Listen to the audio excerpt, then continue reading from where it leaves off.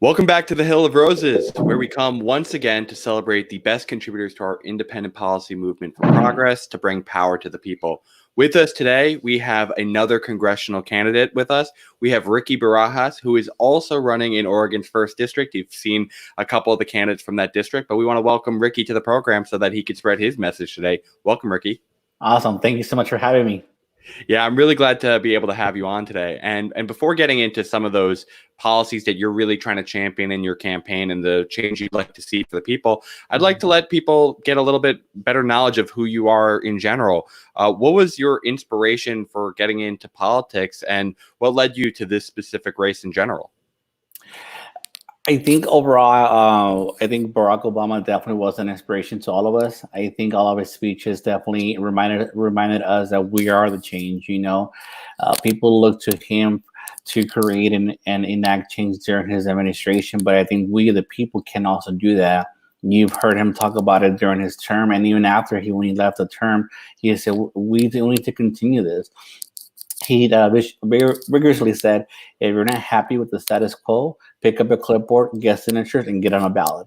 Yeah. And that's exactly what, I did. And then, also another fellow Latino congressman, Julian Castro, he was speaking at 2012, the DNC convention, and he really inspired me. We need more Latinos in Congress to really pass strong legislation to really pass immigration reform. So those two individuals really inspired me to make a run. I was probably thinking running at a local level eventually, but after 2016 with Donald Trump, there's a lot of things I cannot wait. We're living in very pearl times. Yeah, I think that certainly makes sense that there are some key inspirational presidential figures that have inspired us to get active, both as an against force like Trump has or a for force like Barack Obama has. What are some of your experiences that you had before trying to enter politics that you think could potentially be valuable as a perspective to bring into DC? This question really gets a lot of the newcomers. They try to kind of make it seem like, well, a lot of newcomers we're lacking experience. But what we don't lack is experience in life. We know what it is to live day by day, paycheck to paychecks. We know the struggles. We know what goes on in our communities. So what better to elect someone from the community that knows the struggles and knows what's going on inside and out of the community. I think you need a local leader, someone who's been an activist, and someone who wants to make change. There's no such thing as get the experience and move into politics. There never was. As our Constitution states, anyone can run. There's no guidelines to say you have to run A, B, C, D, E. So my experience is just definitely talking to the people of this district and knowing what the real change they want. As far as some experience, I definitely campaigned for Hillary Clinton in 2016. I campaigned for my Senator Barbara Boxer in 2004. So I was kind of in the political realm to see how things worked out, and it was pretty fun. Yeah, I certainly hear that experience there. But, as you said, anyone can be serving in political office. What's the last job that you've had? Obviously there's organizing for campaigns. Has that been your primary body of work, or have you served in other roles as well? No, unfortunately, I wish I was doing that a lot longer, but I normally I started at Starbucks as a barista. A lot of people start Starbucks, great company. I moved my way up to management, and I've been managing different companies since then, retail and some dental offices. So that's been my line of work. I would want to definitely do more of the grassroots campaign. Unfortunately, when you're adulting, you have to pay bills. Yeah, exactly. I wish if I didn't have bills, I could do this full time. Yeah, no, I totally hear you. But I think it's important to kind of hear that background because, I frankly think a lot of people are detached from Main Street when it comes to DC. You get a lot of the professional class without a lot of people who are in these retail facilities or have started at these entry-level jobs that so many people, college degree or non-college degree, are going into. So I think that's a very valuable experience. Ricky, what would you say is like the real characteristics of the district that you're representing? What are some of the unique challenges that the people in Oregon's 1st District are facing in your mind?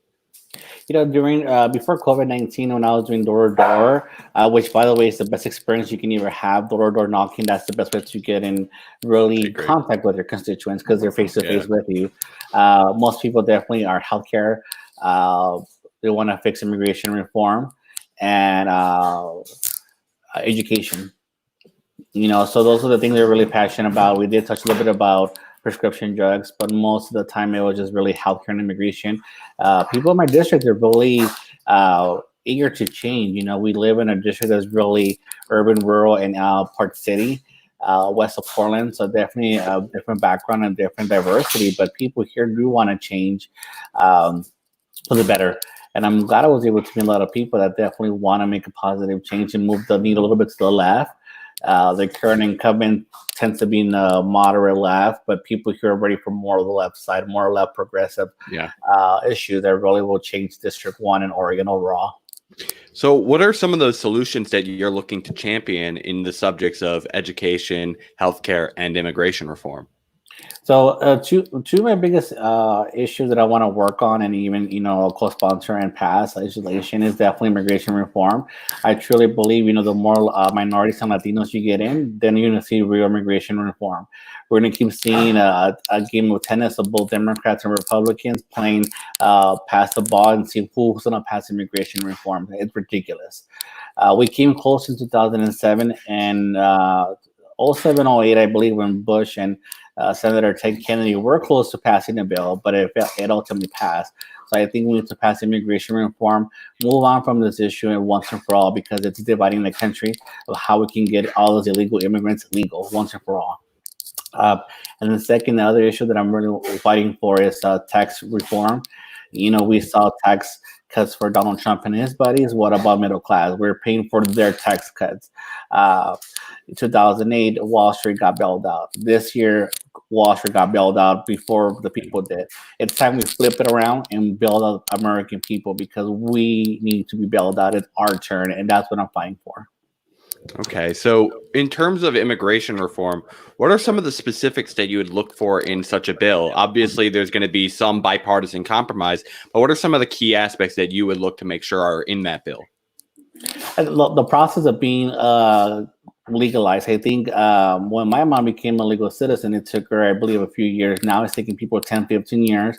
The cost is ridiculous. You have to pay lawyers to file all these documents that lawyers can charge up to $1,500. Mm-hmm. The process has to be not easier, but more accessible for people to do their own paperwork, go to court, drop it off, go before a judge. I know a lot of people and also Republicans want to make sure people are paying taxes. They are paying taxes. Yeah. They're paying local, state, and Social Security taxes. So they don't understand that. So I think one compromise that we want to make sure is that, the Republicans will say they're not paying taxes. Well, we'll make sure they'll pay taxes. If they're not paying taxes the last 5 years, so we can always work on that.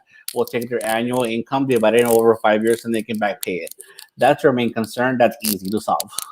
Yeah, and I totally agree with you on that fact that, we do have a large immigrant population that are already paying taxes. There's federal taxes that, as you said, they're paying into the local mainly, but, they voluntarily are actually contributing a lot in taxes in the federal level too. Yeah. I think it's between like 50 to 75% of individuals who are undocumented immigrants are still paying taxes in. So I totally agree. They're already trying to contribute into our country. I'm curious, like in terms of the streamlining aspect, how does one balance between, the people here would say, we need more jobs here. We're facing economic problems here. How do you think you message to those groups when you're trying to get this comprehensive immigration reform through that we need to improve and make easier, the actual process of becoming a legal immigrant here? Well, I think the rhetoric is that Mexicans are taking the jobs Americans don't have access to, and that's a lie. So we have to, change the status quo and change the conversation that they're not taking the job that you want. They're taking a job, but they're not taking a job that you want. They're taking a job that you don't want to do. That's a fact. And second, we have to make sure that those people come into the system. They're here legally. They're paying taxes and they're being held accountable through our laws. Of course, we all want that. That makes sense. Mm-hmm. So we have to make it also seem too that it's not illegal immigrants that are taking their jobs. It's also look at the big corporations who are shipping their jobs overseas. Those are the main people need to look at and say why you're leaving your corporation or your plant or whatever to Mexico or China. So we have to make sure we hold them accountable. We give tax breaks to them every year, millions of dollars. They leave here. they hide their money overseas. How is that fair? But then we blame Mexicans for taking our jobs. We have to Yeah. look at the rhetoric and see where it's actually coming from. So I believe it was Hillary Clinton or even Bernie Sanders who said, if any company wants to leave overseas and take their jobs, fine, but we're going to find you big. And I believe in that. We're going to find you big and find you big to make sure you don't want to leave. Yeah, I really agree with that general mindset of we need to start putting some more of the onus on, corporate America for these hiring practices and offshoring practices. If they want to undercut labor wages because they're hiring, illegally, the penalty should be more so on the company for doing that illegal hiring than the individual being detained. So Right. I totally agree with you there. I wanted to now transition to your second priority. You said tax reform. Right. What in your mind does tax reform look like? What forms of taxes are you trying to implement, or taxes that are already on the book that you're trying to make sure are enforced better? So whenever we talk about tax reform and tax brackets, it gets difficult. So I'm going to do my best to explain it. Sure. So we want to make sure that we have corporate America who's had a large tax cut in the last 2 years from, I believe, 35% to 21%, a 14 drop. That's historically low.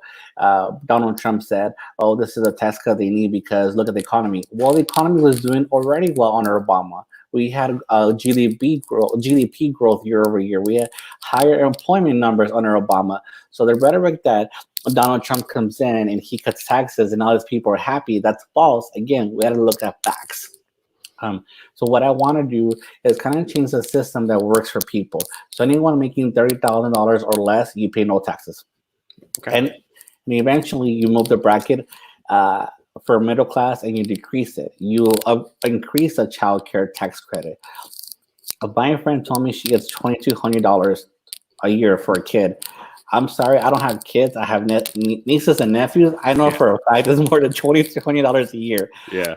We have to at least increase it to at least $5,000. We got to at least do more of those tax cuts. Those student interest, increased student interest, mortgage loan. So I want to make sure people that are doing their best, paying their bills, trying to live the American dream.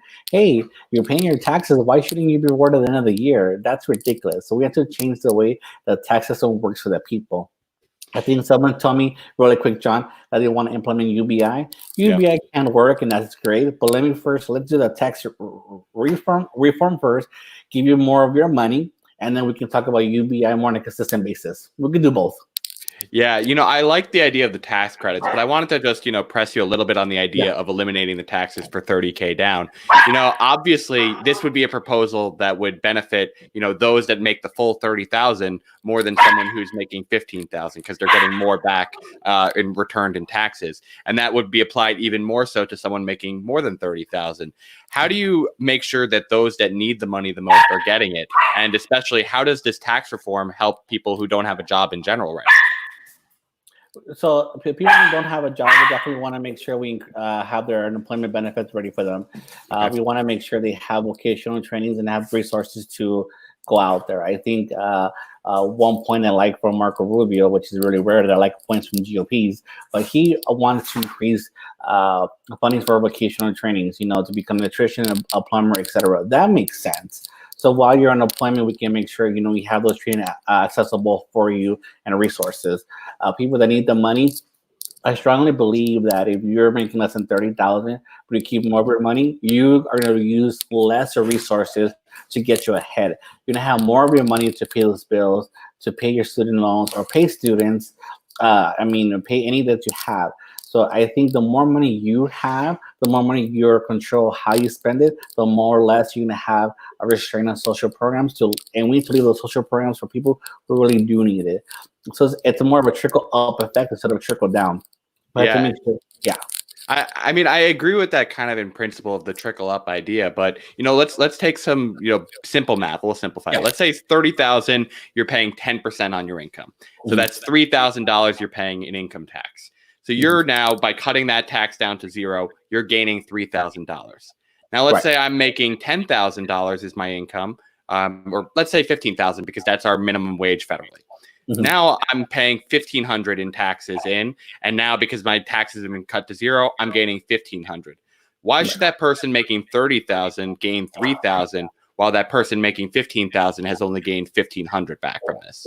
You also have to realize the resources that the person making the minimum wage is also being helped with. So if someone makes 15,000, which that definitely should not be the case, they're also getting help from other assistants. They're getting help from the federal government with SNAP programs and other local programs. So overall, we look at numbers, of course, they might seem kind of uneven. But you look at the way they kind of people take social programs and use it to help them, to benefit them, and to advance in their life. That's what I'm looking at mostly too. The numbers may not add in the beginning at first, but definitely at the end it will add, because anyone that keeps more of the money, what are they going to do? Spend it, save it, or invest it in the economy. They're not going to take it offshore. They're not going to hide it. They're going to reinvest in the economy, which helps the economy bloom. Yeah, I think that is understandable. Okay, so now how do we actually accomplish these things? Like, let's say you are able to win this race. There's obviously a ton of great candidates in this race, but let's say you emerge and are able to beat Suzanne Bonamici, I think on Tuesday? Is that right? Yeah. Let's say you are able to do that.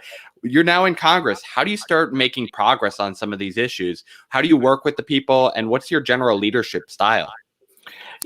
I think being in management definitely could be an experience in some sense. Now I look at it, because I'm able to kind of reach out to people and kind of be my message and say, this is what I'm working on. What can I do to bring you along? Kind of have a dialogue. I think we're forgetting that Congress used to work together 30 years ago. There was a such thing that's called bipartisan under the Reagan administration, and things have changed drastically since Clinton was elected to president. So we need to change that in Congress. We have to make sure people are working together for the better of their country. That's why I encourage even Republicans to run, because even young Republicans want to work together. They want to pass immigration reform. They want to change the Green New Deal. But also, going back to your question, you're just reaching out to people. I think reading an article on AOC, she went in very strong, but I think she kind of realized, in order to get things done, I need to kind of compromise and work with people across the aisle and in my own party. There are some people that I don't agree with in my party, but in order to get things done, I need to reach out to them. This is what I have in mind. This is what I want to pass for my district and my country. What can we do? It starts with the dialogue first, and then also reaching across the aisle. Yeah, I think that's very important. The reaching across the aisle part is very good to just suss out where people are in general. Because, you're going to get this overturn every 2 years or so, new people coming in, and you kind of got to just know where they lie at first. So, okay, for this type of a bill, I'm going to them. I'm going to see who I can pick up already. Because if you don't understand who you're working with first, you have no chance of passing anything. And frankly, just building a good relationship makes them want to help you more over time. So I like hearing that kind of positive approach.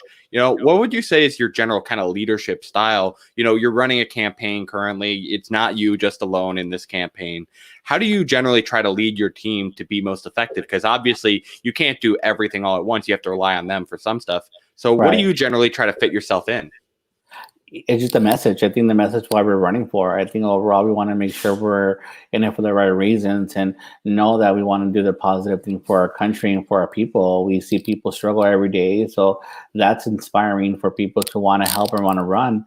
I think we have to make sure we remind ourselves that people that are able to get up out of bed and work right now, we're blessed, and people are not blessed. So we have to really kind of look in the mirror and see what can we do for the people. And I think Congress has lost their way. That's kind of one of the reasons why I'm running against Suzanne, because I feel she forgot her way, how it is to live paycheck to paycheck. So for my people who have been supporting me and they've heard my message, they know it's about inspiring other millions of people to run. I'm glad Amanda and Heidi are in a race. I'm happy to have them. It's even more of a democracy race, so that we can have more people run across the country. This what makes it special. Yeah, I certainly understand that inspiration effect, because we do need more than just one person at a time. We can't cause change with any one leader simply getting in. We need to have a mass movement of people willing to prioritize similar goals. So that makes sense. And, to touch on that same idea of, you said Suzanne had kind of lost touch with the people. I'm wondering how, in general, you assess how good of a job someone's doing. Like, if you were to be elected, how would you want people to judge you at the end of your 2 terms? What types of things do you want them to look at? That's a good question. 2 things. I want to be graded. So I will kind of implement a grade system in my district. And second, hold more town halls. People want to have town halls when they're up for re-election. I don't want to do that. I want to have town halls every single time I'm off session, come back to my district, talk about what we've done, talk about what we haven't done, and what have I failed. If I can't take criticism, I don't belong there. And that's what leaders lack nowadays. They don't want to face their constituents because they don't want to face the backlash. It's part of the job. And leaders have to be graded for what they're doing or what they're not doing. So if I'm elected, I would want to be held accountable every 2 years before the ballots. People tell me, hey, you're doing this right, you're doing this right or wrong, and let's work together. That's what I want to do.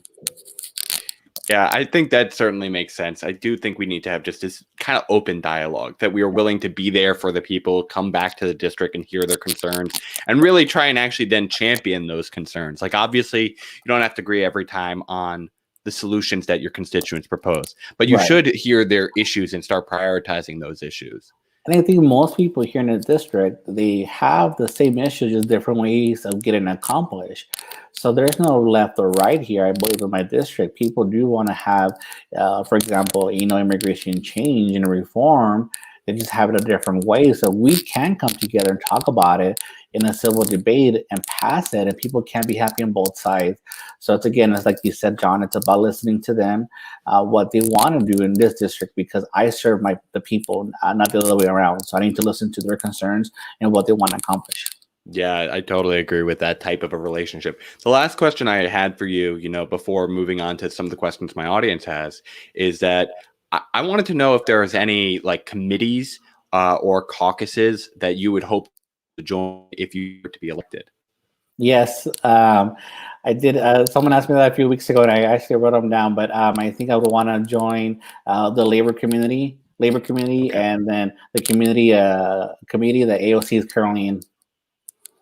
Do you know what the name is of AOC's one? I don't. I've had it written down, but no. I think the oversight committee. Okay. Yeah, The yeah, Financial yeah, Oversight I got it, Committee.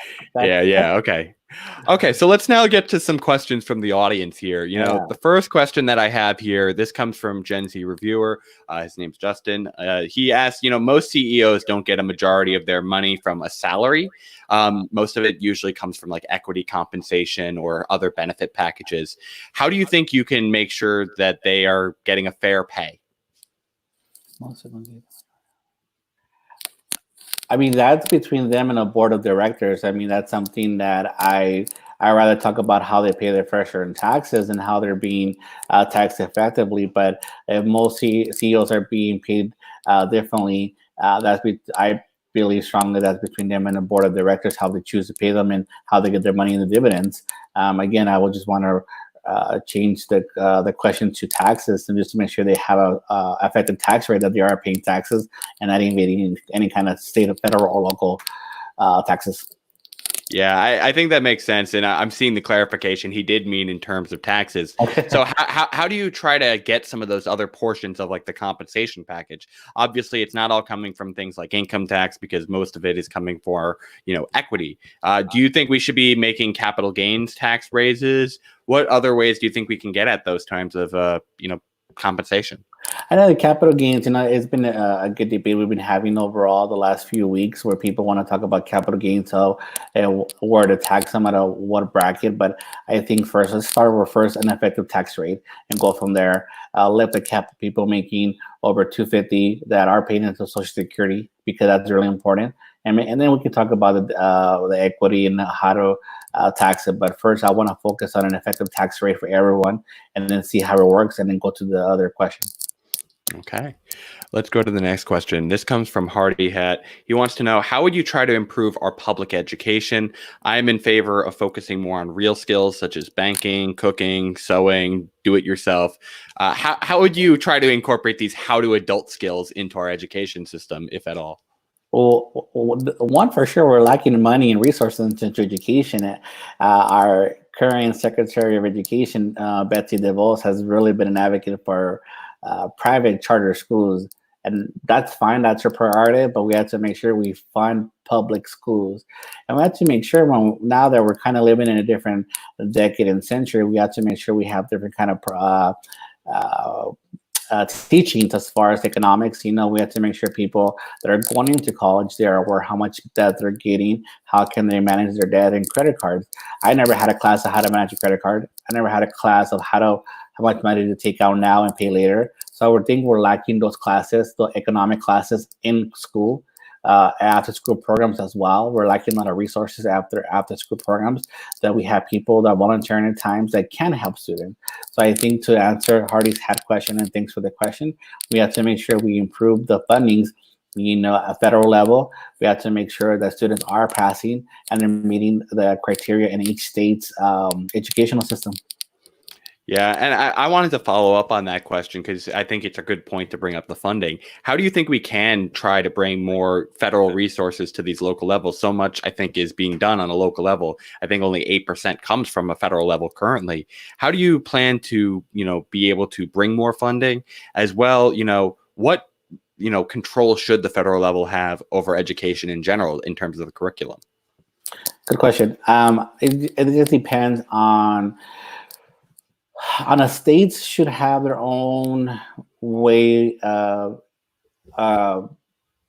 grading their students and making sure they are passing the grades they need to, and actually move from middle school to high school and so forth.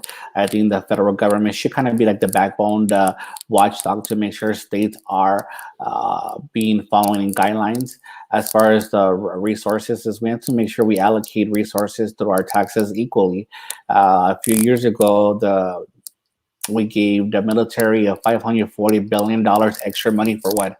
They didn't ask for that money. That could have gone into education. So we have to make sure when we allocate the money and funds for every fiscal year, we have to make sure that it's going to the proper places, including education.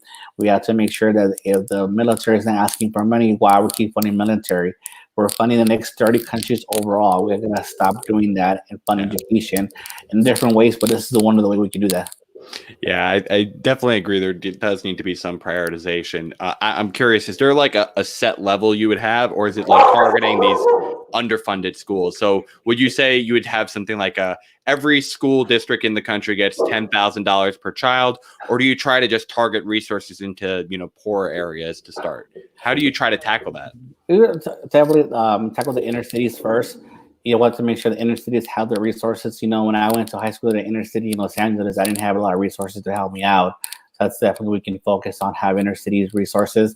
Definitely make sure students are being held accountable, but also making sure we give them the help. Because a lot of students do need help, but there's nowhere to look for. So I do agree how you question that or tell me that we have to make sure we start at the local inner city first, and then kind of get an idea from each school district and each state, and says what school districts are performing well and what can we do to mimic that performance.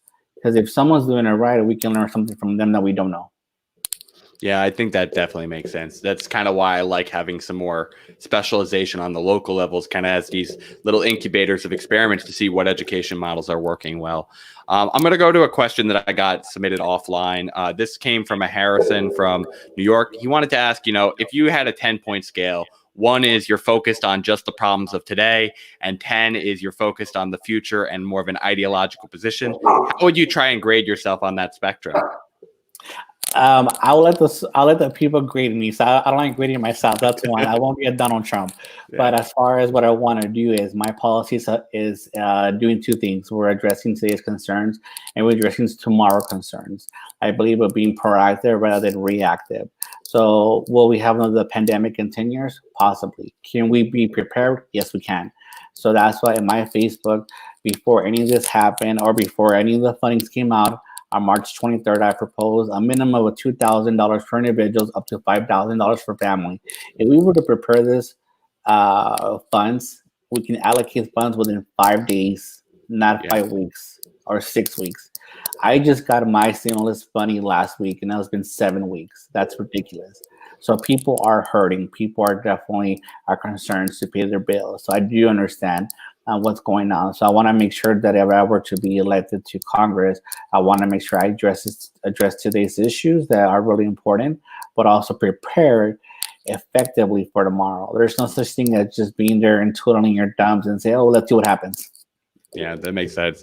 Okay, let's go to another question. This is from Hardy Head. He wants to know what issues are specific to your state/district that you would want to resolve. Obviously, there's national issues. This is a national race. But what's something that your district needs federal assistance on?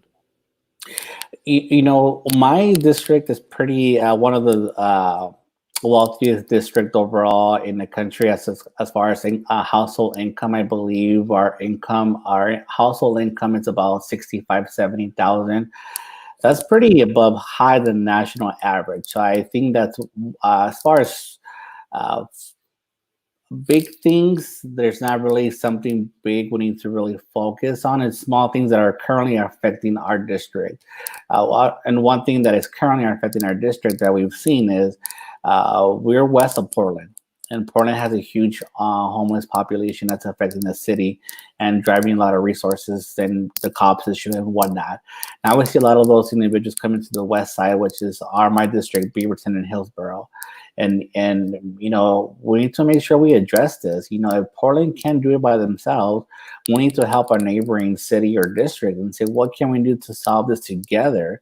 I don't again we're The politicians are waiting. Why you need to wait? We can solve this issue now. So I think to answer Hardy had question is, yeah, homeless issues is about rising on the plateau in our Yeah. district and just making sure we can address that. But again, we have to make sure we work together with the elected officials and we can prevent it, not just wait for it and see what happens. Yeah, I totally agree with you there. And I feel like that is a problem that a lot of these, higher income districts are facing is housing is a big issue. So thank you for that question, Hardy. Here's the last one. I'm going to extrapolate a little bit off this. Just it seems my interpretation is, what do you think about a wealth tax? How do you think about that in general? We're talking about Elizabeth Warren's wealth tax. I'm for it. Okay. He's for the wealth tax. Is there any reason why you're for a wealth tax? I tend to actually be opposed myself, so I'd love to hear your opinion.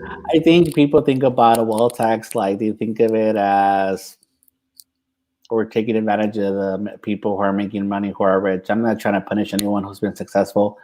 I'm not trying to say it's wrong for them to have money. That's their money, and however they made it, that's their prerogative. But also, too, you have a sense of somewhat responsibility to your community and to your neighbor to at least help the person next to you. So if you're really taxing 2 cents, that's really not going to put a dent into your savings or any money you have. I think that's a realistic tax on the wealthy. I think comparing that to AOC's 70%, people got scared of that in comparison to Elizabeth Warren 2%. Even some Republicans said 2%. Yeah, we'll take that on. So I think this is a realistic tax that we can implement and see where the money we can implement it and raise some funds for resources. Yeah, and just to clarify, I think that point of the 70% for AOC was in regards to income taxes, like on the highest income tax threshold, compared to a 2% wealth tax, which is a direct tax on the assets you currently own. So I think there's a slight difference there, but for me, the reason why I'm not a huge fan of wealth taxes is, one, we have data on other countries who have implemented a wealth tax. 8 out of 12 countries that Europe had been the first champions of, a wealth tax ended up repealing it because it was not working, because it had high administration rates. It wasn't drawing in a lot of income to be able to use on social programs. It was a volatile income stream. And frankly, there was a lot of wealth flight. And then furthermore, when you look at America, this is actually potentially a constitutional problem, because we have laws on the book that basically say you can't implement a direct tax unless it's proportional to each state. So that's why I'm generally not opposed, because I like the idea in general. We do need to redistribute money from these wealthy individuals. We should not be having Jeff Bezos become a trillionaire by the year 2026. That's ridiculous. But I feel like there are better ways to be able to do that than a wealth tax itself. Do you think like there's a way to be able to design this that might be different from some of these past examples that might make it work better, or to be able to overcome potentially constitutional challenges? It's in a divided Congress. No, I don't see that happening. Because we're going to keep playing these games back and forth. So unless we have new members coming in that are realistic of passing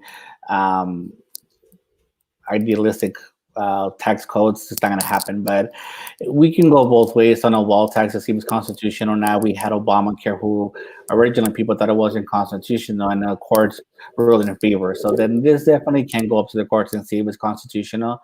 As far as the AOC tax on the 70%, I think people are, when you listen to people and give them the two differences. They're more scared of the 70% for some reason, because if you really explain it to them, it's 70% of a threshold they're making, not overall. So again, it just depends how people look at it, how their perspective is, and see what definitely benefits the people. Because a lot of people, even the people who are rich, they're saying we need to be taxed more. And if they're saying it and we're not doing it, there's something wrong. Yeah, I totally agree with you there. And I do think there's just some sticker shock from just the number 70%, like in any form of tax. So I certainly agree with you there. Let's go to our last question before we let folks know how that Sure. they can help your campaign out. We have some regular guests here that want to ask these questions here. This Love is on it. public transit. So, what's your ideas in terms of being able to handle public transit? Obviously, you're in a more slightly suburban area that goes into Portland, as you said. So this might have a large impact on your district. How do you think we can assist public transit? So our state put a statewide tax, I believe 2 years ago, 25 cents per paycheck for individuals to raise more money for transit and public transportation. I believe I'm a huge favor and advocate for transportation and for the public, making sure we have accessible trains and buses for everyone throughout the night and day. I think Portland is really leading the fight, and or at least leading in the right direction with public transportation. I believe someone asked me last week, would you consider making free public transportation? Um, that's a really I think when this is the differences between the word socialist, democrat, and socialism. We have to make sure things work first for everyone. We need to stop throwing things out there because it's the right thing to do, but at the end of the day, we have to make sure things are paying for it somehow. So if you ask me for free public transportation, I'm gonna say right now I decline that. But affordable transportation, where people in a lower bracket income that we talked about, or students, or elderlies, or disabled, or anything, do get those vouchers every month that they are being helped for public transportation. That makes sense. But right now, public transportation is working so well. I think what we're doing with it, it's amazing, and I really want to see expand throughout the city and even to the urban communities. Yeah, so I'm curious. I tend to be on the free public transit side. I'm curious. This is clearly more of a means tested program. You want to make sure that poor communities have vouchers to be able to afford that. Why do you favor a means tested approach in this case compared to a more universal approach to transportation, funding? Yeah, I think this is where the argument we're losing with some of the Republicans and some of the voters, where we have to make sure we advocate our issues the right way. Because if we're not doing this the right way, or we're not implementing systems the right way, this is where we lose voters to the Republicans. This is where we have the false fake news rhetoric. So we have to make sure anything that we do trying to implement, as far as a tax system, as far as the transportation, as far as free, quote unquote, we have to make sure we tell the people how it's going to be paid for. A quick sideline: when I was talking to people in my district about healthcare, and I asked them about the Medicare for all, or universal healthcare, which I'm a huge fan of universal healthcare and expanding it. People in this district that I spoke with, they were not for Medicare for all, because they asked the same question: how are we going to pay for it? They're scared of the sticker shock that their taxes will go up. So this is exactly why we need to make sure we lay out all the right information for people to make their decisions, not just say this is for the best. Because again, this is why we're losing our base of the right, and then there are people on the right are really upping up their rhetoric that makes it seem we're socialist individuals or candidates. Yeah, and I think I have similar concerns about Medicare for all, in the sense that it, bans duplicative coverage, where you have all these people who have earned their benefits, who have these Mhm. plans that are potentially below market rate or what they would be paying in taxes, Right, potentially losing those plans. But in the case of public transportation, it's not like we have a mandate that everyone has to use public transportation already. right, Like we currently have under Obamacare, they had the individual mandate, so everyone either is getting fined or they have to have some form of insurance. With public transit, it's an option at the end of the day. You can either use it or you don't.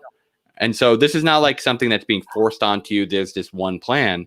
right, It's just having anytime you want to go use the bus or train, you're not putting that upfront cost of you needing to be the one to fund it. It's funded through the tax base.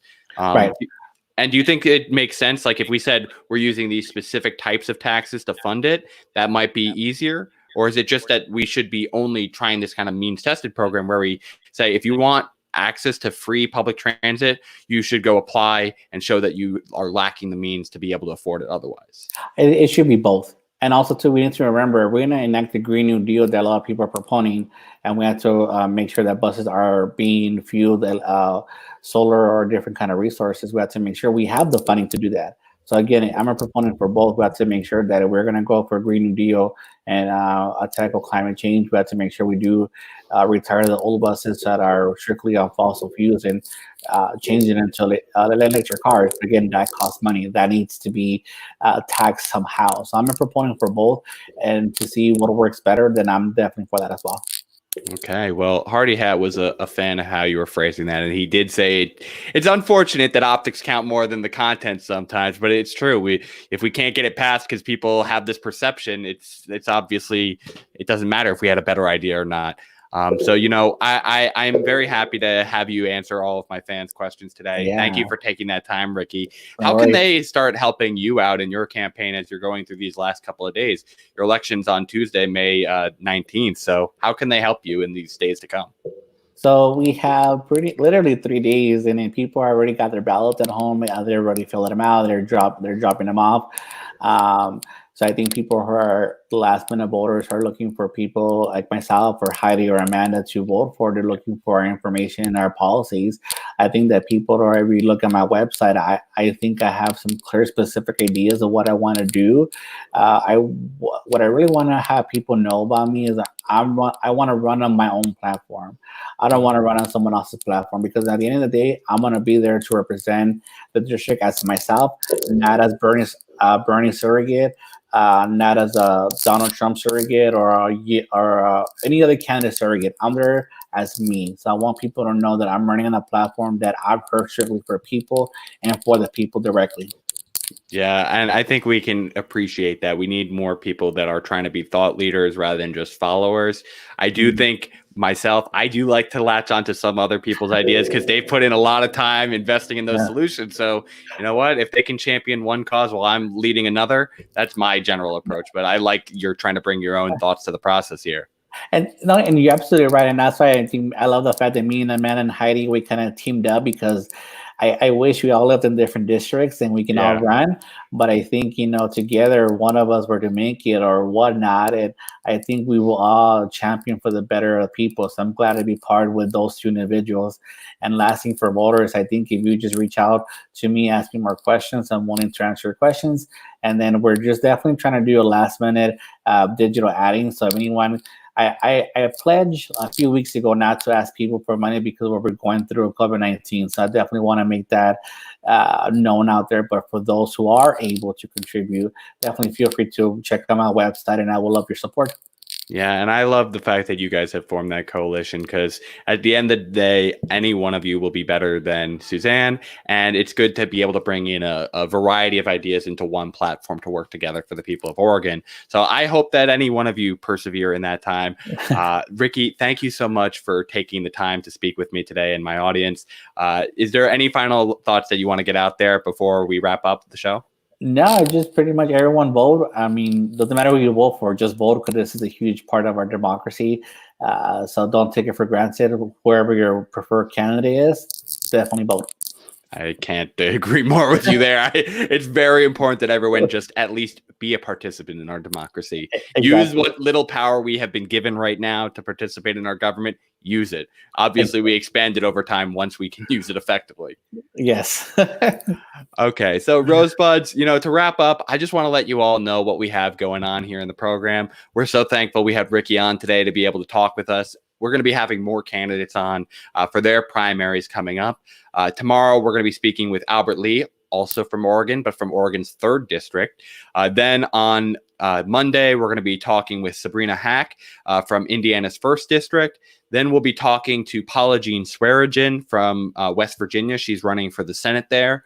After that, we will be having, hopefully, Ricky, as well as Amanda, as well as Heidi, coming here to kind of give a little summary on what's been happening in their primary. It'll be the day after their primary is taking place, and hopefully we'll have one of them to be able to celebrate. After that, we'll be having on, we have Liam O'Mara. He's from California's, I think, 42nd district. And then we'll have Maxwell Barrow on from Maryland's 6th district. So we have a jam-packed schedule ahead. Ricky, I am so thankful again for you coming on today and being able to speak with me. I look forward to talking with you soon, hopefully with good news to be shared on that program. Yeah. I would really like to have that not be a gloomy stream. But yes, thank you again. And Rosebuds, I hope you are staying safe out there. I look forward to seeing you all tomorrow when we speak with Albert. And I hope you all are staying rosy. Thank you.